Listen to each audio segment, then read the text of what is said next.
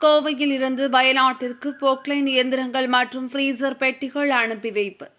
வயநாட்டில் ஏற்பட்ட நிலச்சரிவு பாதிப்புகளில் மீட்புப் பணிகளுக்கு உதவும் வகையில் கோவையில் இருந்து 10 போக்லைன் இயந்திரங்கள் மற்றும் இறந்தவர்களின் உடல்களை பாதுகாக்க ஃப்ரீசர் பெட்டிகள் அனுப்பி வைப்பு.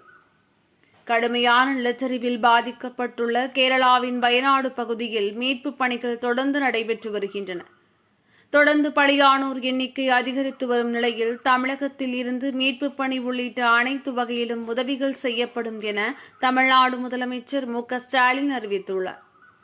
அதன்படி கோவை மாவட்ட ஆட்சியர் கிராந்திகுமார் ஆலோசனையின் பேரில் மாநகராட்சி ஆணையர் சிவகுரு பிரபாகரன் வேண்டுகோளுக்கு இணங்க கோவையில் இருந்து போக்லைன் இயந்திரங்கள் நிலச்சரிவில் பாதிக்கப்பட்ட பகுதிகளுக்கு அனுப்பி வைக்கப்படுகின்றன.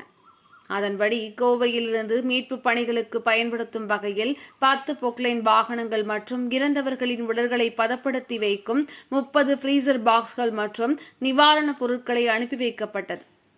மாநகராட்சி ஆணையாளர் சிவகுரு பிரபாகரன் முன்னிலையில் இவை அனைத்தும் வயநாட்டிற்கு அனுப்பப்பட்டது. இதில் கோவை மாநகராட்சி ஊழியர்களும் மீட்புப் பணியில் ஈடுபட உடன் சென்றனர்.